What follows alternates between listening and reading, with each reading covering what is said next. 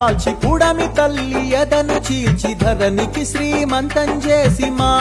కలియంతం చేసి తీరొక్క పంట తీసి లోకము కడుపు నింపి కష్టాన్ని నమ్ముకొని కాలమెల్ల దీసె నీకు భగభగమండే సూర్యుడు నీకు చేతులెత్తిండు మిలమిల మెరిసే చంద్రుడు నీకు తల వంచిండు తెలుసుకో రైతన్న నీ గొప్పతనము రన్నా సమాజానికి దిక్కు నువ్వు సస్తవెందుకన్నా సమాజానికి దిక్కు నువ్వు సస్తవెందుకన్నా